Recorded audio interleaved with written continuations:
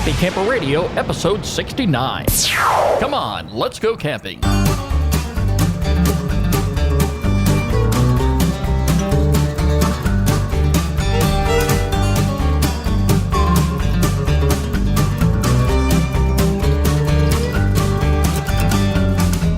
We are back. Once again, this is the Happy Camper Radio Show. My friends, the only place you need to be when you're ready to talk camping. Camping is what we're about. Camping is all we talk about. You know that. Hello, Daniel. How are you doing today? Hey. All right. You all ready to kick this one into gear? Let's kick it. Yeah. I was surprised when I says, Daniel, Wow. are you ready to do the show? And you just jumped. You were ready this I am. week. It's the highlight of my week. That tells me you have got some things to talk about. Always. Always have a story. I bet you do. And we've got a lot to talk about here on the show today. This is going to be a very informative show, and I invite each and every one of our listeners to stay tuned. Incidentally, you can find us on several locations on the social media network. You can like us on Facebook, follow us on Twitter at Camp Talker, and add us to your circles on Google+. Of course, there's one convenient place you can find all of our social media icons, and that's our homepage, which is www.happycamperradio.com. Make sure you click on the RSS feed button. This way you can subscribe to the show and never miss a single episode. A lot of newcomers this week to the show, Daniel. It's shout-out time. Ah! Yeah, I am really beginning to believe you're taking lessons for that. I and am. not telling anybody. But anyway, let's welcome this week Sue McIntyre Major of Springfield, Massachusetts. She likes us on Facebook. To John Bailey, Paul Steele, Ross on Y, Steve Tuma, and the folks at Toys R Us VW Camper in Hampshire, United Kingdom. Can I say something about that? Yeah. So I do this thing. I read these books called Bathroom Readers. And this morning I was reading a thing about VWs. And evidently back before World War II, the Germans, they had a couple of those already built before the war and everything. And Britain let them, like after the war and everything was bombed out, they let them build more of those Beetles because over in England, they really loved them. And over time, that's kind of how it grew because Britain let them pretty much, keep building cars because they were, decimated after the war. I thought that was pretty cool. It sounds like that you are going to be investing in a VW Beetle to start pulling that pop-up camper around. Have you seen those? I don't know if you've seen, but like my dad, he subscribes to some kind of Facebook group or something, and they've got the wildest campers in the world. It's crazy. I think I've shown you a couple Now I of know them. where you get it from. Yeah, exactly. But anyway, hey, last but not least, we want to say hello to foodstorage.com and also to netnationrentals.com, who added us to circles on Google+. Thank you also very much for being a part of this great Happy Camper Radio family. Daniel, a brief update from Gary, our friend Gary Sizer, on the Appalachian Trail. Yes, Daniel, we no longer can say Gary is in Virginia or West Virginia because he has crossed into the state of Pennsylvania. Day 77, which was July 25th, just a couple days ago, he made it to the Pine Grove Furnace State Park. Do you know where that is, Skip? I used to live in Pennsylvania, but I have not a clue. That's probably on the far west side. He crossed over 10,098 miles. 1,000. 1,000. Did I say 10,000? 10,000 be like... I think I gave Gary an extra set of legs here. He'd be in Gary, India by now. Gary, I won't do that to you. Daniel corrected me. He's right. 1,098 miles. And he, I guess, as a tradition, when they cross that point, they eat a half gallon of ice cream. Ooh. And he finished the whole thing. I see it says Hershey's ice cream. Wow, yeah. I've been to Hershey, Pennsylvania. It was a long time ago. And you just got back from the store and you didn't bring any over. Yeah, I know. Hey, I he should have ate gotten some that. ice He cream. ate that and a pint of what kind of mint chocolate ice cream? Ugh. I am Everyone now getting loves hungry. that, but me. I Do you am like not- mint Oh, yes. chocolate? Oh, yes. I swear to God, I think I'm the only person in the world who hates that stuff. with a Good. passion. And Good. I hate the Girl I'll Scout eat your cookies. share for you. I hate Thin Mints. I am the only person in the world who hates Thin Mints, too. Hey, Daniel, let's get our campfire lit here before All we right, go I'm on getting kinda any chilly. further. I am too. There's a Paul- cold front coming through. You heard about that? Hey, I'm all for it. I know, right? I'm After all this for it. humidity? Good. Yeah, goodness. most definitely. But anyway, we've got a lot to talk about here on the program today. And also, Daniel, I want to point out that we have just updated the website with your pictures from Utah, Ooh. as well as our new studio pictures, which a lot of folks have not seen yet. If you want to take a look behind the scenes of Happy Camper Radio, just go to our homepage, happycamperradio.com, and you can find Daniel's pictures under the camping pic button on the toolbar, and the studio pics, you can find them right there just by clicking on that button. Hey, this past week, I received a Facebook post from a longtime listener of ours, Daniel. This is Jim from Massachusetts, and Jim is into scouting. He writes to us. He says, "Hi, Skip. 11 of us scouts and leaders from Belchertown Troop 57 just finished an awesome trip in New Mexico with 80-plus miles, 12 days, and they did some great backpacking. This interesting. included the summit of Mount Baldy at 12,441 feet. Oh, my nose is bleeding. Oh! Yeah, that's pretty high. With just what they carried on their backs, what a great experience at the Philmont Scout Ranch. Wow, we never did stuff like that. When I was in Boy Scouts, let me tell you this. When I was in Boy Scouts in Georgia, we'd go up to the mountains, we'd go in the middle of nowhere, and we'd cook, clean, build a fire, make some marshmallows or, stuff like that, popcorn, and then go to bed. And we do that every day. I'm like, Cooking oh my and cleaning, God. Daniel. Cooking and cleaning. I believe somebody else did that, and you just sat there and ate. No, I was trying to learn how to do my lashings. I was terrible at learning how to do Oh, that Daniel. stuff. What can I say?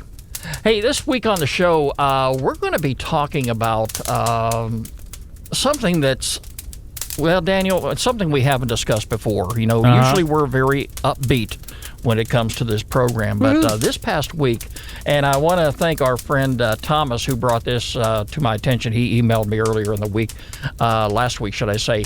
The Cherrystone Family Campground and RV Resort in Cape Charles, Virginia, experienced a tragedy this past week. And a lot of folks in that area experienced the same thing. And what we're specifically talking about, an EF1 tornado formed in the Chesapeake Bay. And this past Thursday morning. A waterspout formed about 8:35 a.m. and about 7 minutes later, it struck land. It toppled trees, overturned RV campers, and sadly killed 2 people. Wow. And injured 36 others. It's things like this, Daniel. We don't like to talk about them, but we got to face facts that when we go camping, Mother Nature never waits on us. Yeah, that's A true. lot of us, when we decide we're going to take our families camping, we plan far in advance, especially if we're going to be camping, say, like a week down the road. We're not going to be coming on home anytime soon, and we've set that time aside. We go out there and we hope for the best. And we hope nothing bad happens. But sometimes it rains, sometimes it doesn't. And we hope that something like this never does happen. But unfortunately, last Thursday, without warning, this tornado, this EF1 tornado, formed in the Chesapeake Bay, moved forward toward land and hit this campground. Now, sadly, like we say, 2 people were killed. It was a young couple from Jersey City, and they had camped out at the Cherrystone Campground for years. It's a very popular campground, Daniel. If you visit their website, you'll believe me when I tell you, this campground has been around for years, and it's a very popular camping destination. This couple had their 3 young children with them, and they were sleeping in a separate tent beside theirs. In the process of all this here, the tree fell on top of their tent. Sadly, it killed the husband and wife, and it also injured the 3 children who were sleeping in a separate tent. The couple's son sustained the more critical injuries. He is in a local hospital right now fighting for his life, I'm sad to say. But his two sisters were also hurt. A little bit about the campground history, Daniel, and let me pull up their website here so I know exactly what I'm talking about. I was looking at this shortly before you came in. This campground just celebrated their 50th anniversary. Wow. Yeah. This is going back to 1964 when Cherry Stone first opened its doors with 30 campsites, a boat ramp, and a small pool right there on the Chesapeake Bay. Here we are 50 years later. They now have 4 pools, 4 piers, and a total of 725 sites. That's big. That's is really huge. Big. We're talking campsites, cottages, cabins, on-site trailers. Wow, Daniel, this is a very big campsite. It's a very big campground, should I say, and very popular among people, not only in that area, but throughout the United States for anybody who happens to travel up into Virginia and wants to visit this particular campground. I must add that the campground is closed right at the moment because they have a lot of cleaning up they've got to do. Like I said, this storm moved through early Thursday morning, and some of the pictures on their Facebook page, Daniel, it's just heartbreaking to see what this storm had done.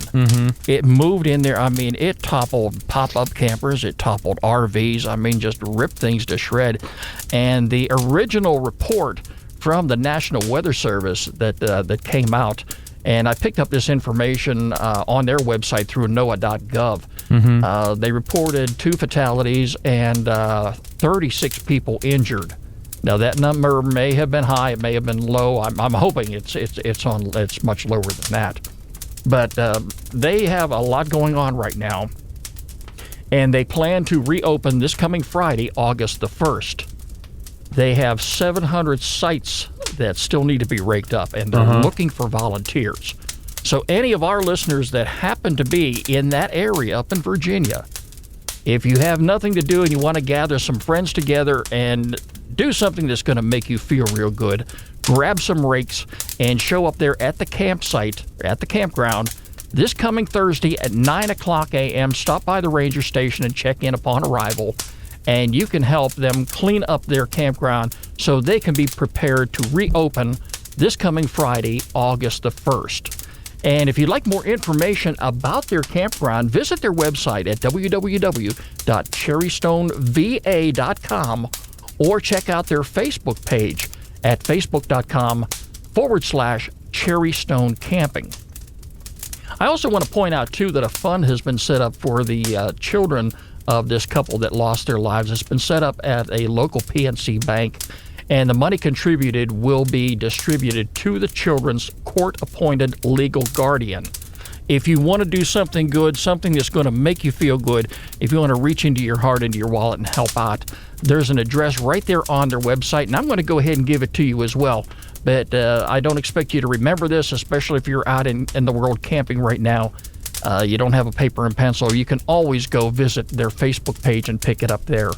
It's and I hope I'm pronouncing this right, Daniel. It's Balatbat, BALATBAT-Ortega Children's Fund, care of PNC Bank, Post Office Box 623, Onley, Onley, Virginia, and I hope I pronounced that right too, zip code 23418. If you'd like to make a contribution, these young children, these 3 kids, are going to need all the help they can possibly get right now, because what they experienced is something none of us should ever have to experience in their lifetime. And it's going to be tough on them, Daniel, because they're still very, very young. Yeah. There's a lot of things right now that I'm sure they just don't understand. And, it's a very tragic story all the way around. But our hearts and our prayers go out to the folks up there at the Cherry Stone Campground, to everybody that was involved in this tragedy. Daniel and I, wish you the absolute very best. Now, Daniel, there's a couple other things I do want to point out here. Well, here's what I want to know. A couple of years ago, I was up near Atlanta, near Fort McPherson, and the weather was getting all crazy and stuff, and there was a tornado warning, and on the base they had a siren, And I know over in that area, because I used to be stationed up in Norfolk, Virginia Beach area, they had sirens for, if there was a tornado coming in or anything. I'm just wondering what kind of, alert system there was out there, It really depends, Daniel, on the area. Now, I can tell you this much. Down here in Georgia, and you've got to live in Georgia to know exactly what we're talking about, there is a place just northeast of Atlanta, or should I say northwest of Atlanta, Cobb County. This is what they call Tornado Alley. Tornadoes, when they seem to hit, they always rip through Cobb County. Where we live, it's lightning strikes. Yeah. But out there, yes, the tornadoes are, if they're going to hit in Cobb County. And there are some jurisdictions, because of the number and the frequency of tornadoes that have ripped through that area in the past. An investment was made into some of these alert sirens you're talking about.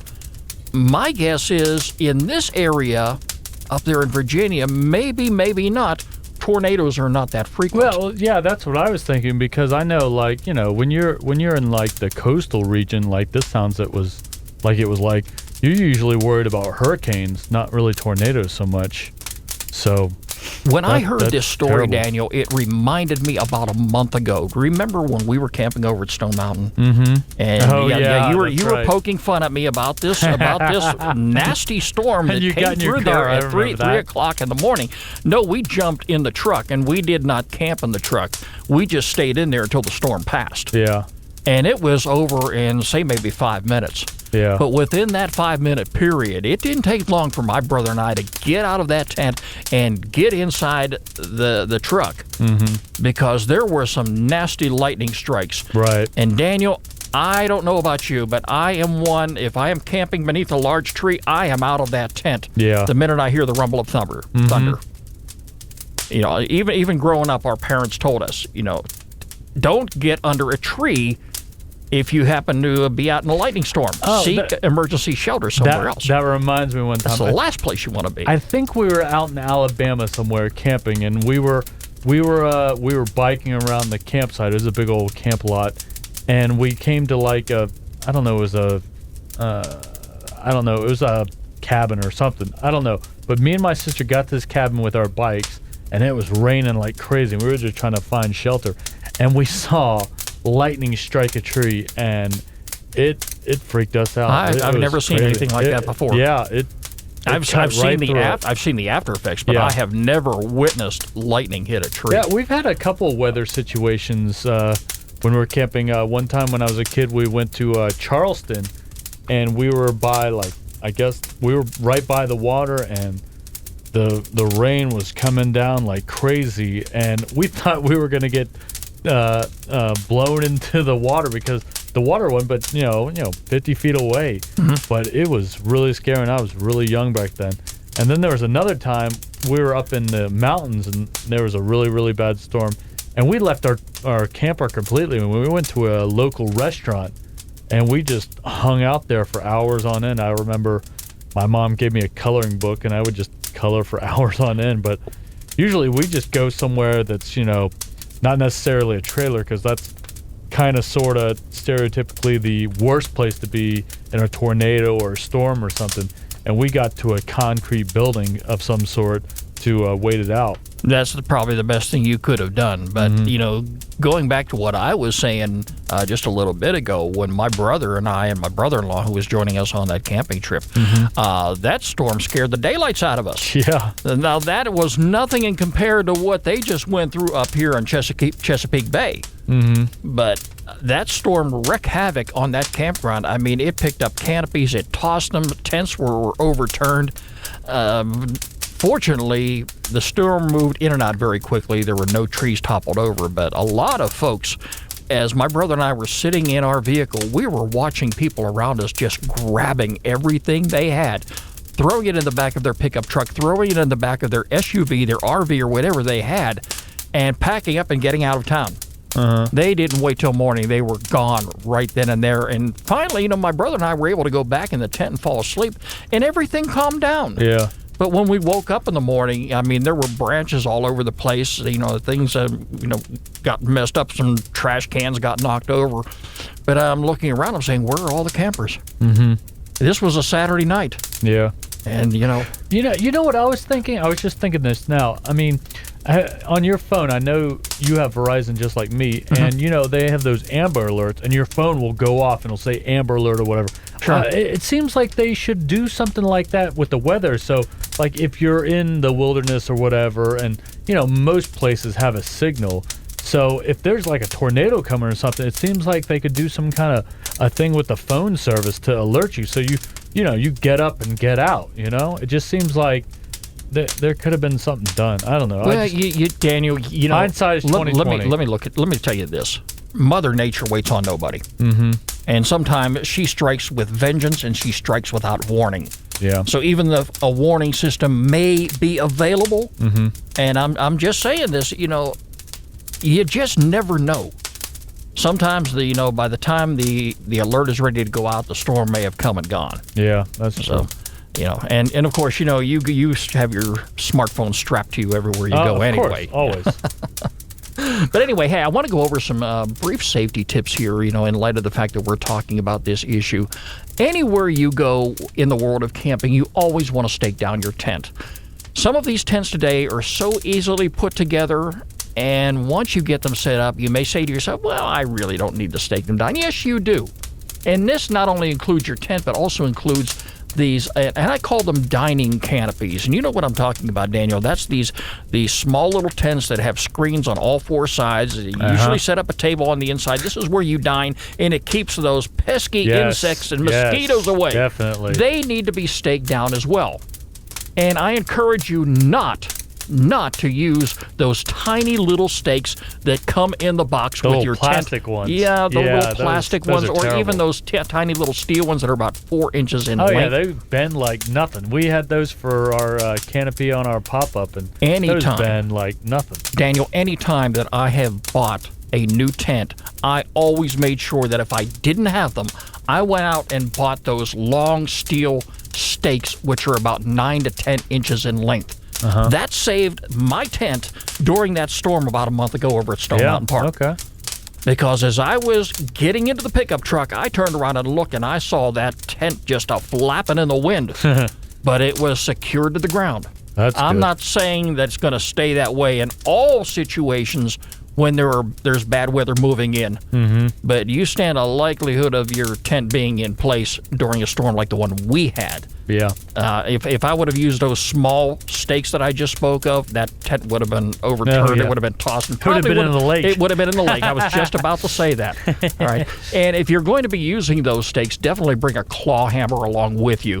First of all, you're going to need a hammer to hammer the stakes in the ground, and you're also going to need to pull those stakes out of the ground when the time comes. What's a claw hammer? A claw hammer. What is that? The one you borrowed off me, I have not gotten back yet. Yeah.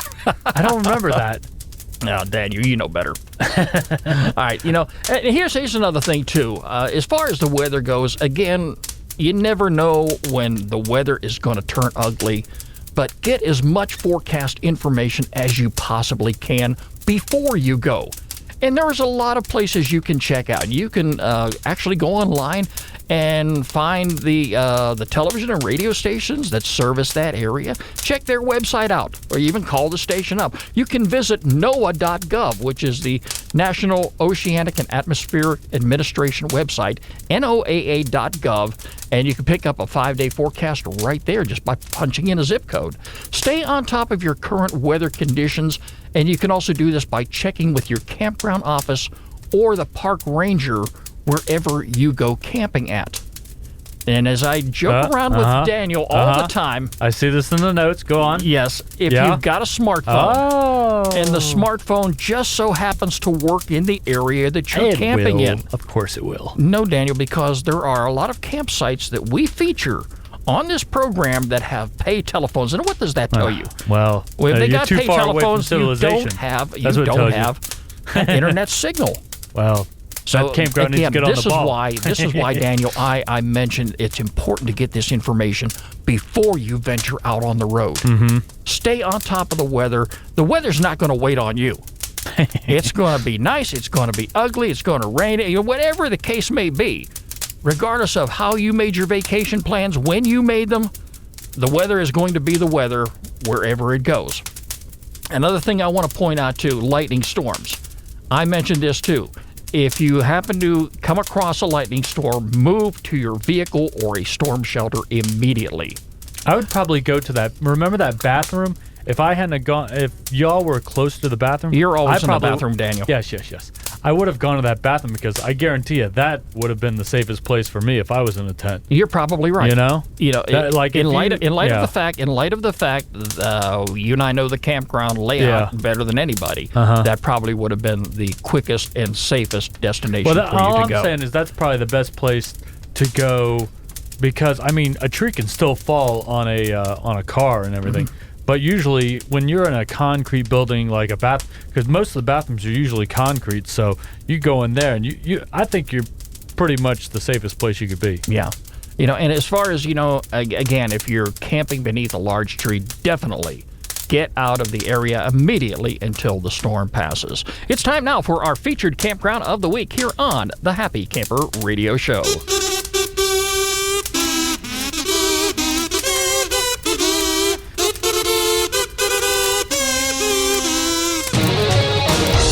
Daniel, we are going to go to the state of New Hampshire this week and visit the Kempton Campground, part of the White Mountain National Forest. This is a beautiful destination, and it's open all the way through Monday, October the 13th, 2014. You still have time to get your reservations in. Rico birthday. Yeah. Kempton Campground is a very large and accommodating facility near the southern edge of the White Mountain National Forest in New Hampshire, with many kid-friendly activities nearby, such as hiking and nature programs. The campground is especially popular with families. Check out their website. It's going to be on our homepage. All you've got to do is click on the featured campground button all this week, and all the information regarding this campground will be right there for your reading pleasures. Check out some of their amenities there. They've got drinking water, educational programs, flush toilets, showers, just about everything you need. A lot of activities in the area, like we say, and some of the things you need to know before you go. You must bring confirmation to the campground and post confirmation number and requested information on the fee envelope. There's a maximum of 2 vehicles per site. Any more than that is going to charge you an additional $5 per vehicle. Also be aware of this too. There are bears in the area. Bears. All right, be bear aware. Keep all food out of sight in approved containers or locked inside a hard-sided vehicle, and remove all food from the area after eating. In other words, Daniel, the bear's got a pretty good nose on them. And I'll tell you, if you're cooking bacon, that smell of bacon grease will work its way up into the mountains, and you don't want bears coming down into your part of the camp. They're fun to see, they're fun to watch from a distance, but I wouldn't want them nearby, and definitely do not feed the wildlife. Also, don't move firewood. We've talked about this on quite a few occasions too. If you have firewood you're bringing from home to that area, that is not permissible. You need to purchase your firewood locally and keep those pesky little insects out of the area in which you are camping. But it's a great campground destinations. Check out some of their pictures on the website right there, and it'll be on our homepage all week long. It is our featured campground of the week. It is the Kempton Campground in New Hampshire, and the featured campground on the Happy Camper Radio Show. And as always, if you have a campground that you would like Daniel and I to feature on the program, all you've got to do is give us a shout. Email me, Skip, SKIP, at happycamperradio.com, or Daniel at happycamperradio.com. And by all means, make sure you send a link to the campground website, so when we feature it on the show, everybody else will be able to take a look at it just like we will. And maybe Daniel and I will show up there with our podcast gear sometime and maybe be entertaining everybody as they are camping. That would be a sight. Hey, we did it over at Stone Mountain. I could juggle for them. We did it over at Stone Mountain. We could do it elsewhere. We could. We got plenty of gear, yes. I just don't have plenty of time. Not like you do. I don't have the vacation time you have, Daniel. I got tons of time. Yeah, but anyway, hey, don't forget you can catch us online anytime at www.happycamperradio.com. Like us on Facebook, follow us on Twitter at Camp Talker, and add us to your circles on Google+. The Happy Camper Radio Show is a presentation of Skip Huber Productions. I'm Skip. I am a happy camper. Daniel's a happy camper. And yes, my friends, you can be a happy camper too. Talk to you next week. This is Happy Camper Radio.